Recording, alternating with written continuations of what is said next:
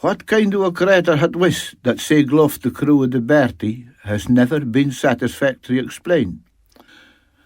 Thus wasna inexperienced tourists off on a pleasure trip, but a crew of experienced men who had spent their lives at sea, and they weren't muckle that they had no experience. But nevertheless, there was no doubt that what they had seen had flagged them out of their wit. The Bertie was a small 4.5 rig craft, 46 foot keel and about 20 tons, owned by A.H. Harrison of Lerwick. She fished for herring in summer and rode long lines for whitefish, ling, tusk and cod at other times. Her skipper at the time of this encounter with the monster was Johnnie Goudie of Lerwick, an experienced and capable man. It was at the wartime and the weather had been bad. The Bertie had had to leave her lines short off to the east of the Skerries and run to Majail for shelter. Skipper Goudie was anxious to get his lines back, for they would have been a sair loss to the crew and a loss of fish to himself, for he had a reputation for a bold, driving skipper. As soon as the weather raised the corn, he was for Fram. It was told that when someone questioned his judgment and gone off in sick conditions, he replied that he would get his lines even if the devil himself tried to stop him. Be that as it may, he set off and had a hard beat to windward against the southeasterly wind.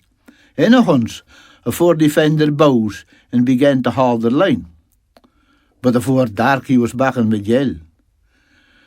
There they told that they had been attacked by a monstrous beast. It had a great long neck and something like a mane for the back of its head. It seemed to be trying to get aboard of the boat and had persisted in coming back at them again and again. And all the time had made a queer squeaking pestering sound, and there was an ill vang with it. Afterwards they found a queer, slimy kind of skin up in the gunnels of the boat where it had rubbed along them. The crew tried every trick they could think of to drive the creature away. They built ballast steins over the side, hoping that the beast would follow them down the water. But nah. It wouldn't seem to fish the appetite, and noise and shouting had just ignored. Anyway, they had a muckle muzzle-loading rifle aboard, and one of the crew double-charged it and was just going to fire into the beast when Johnnie grabbed at the rifle and wouldn't let him do it, in case the wounded beast might be made more savage by the pain. They were just about their wits end when someone had the bright idea to pump the bilges, and this would surround the monster with dirty, stinking water.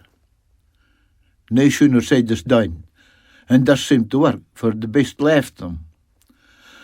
But they were that gluff that it would come back that they made sail for Majail.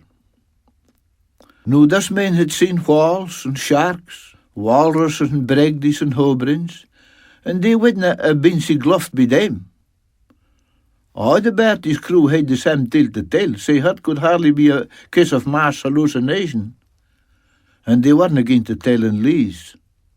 So, what was Johnnie Goudie's monster?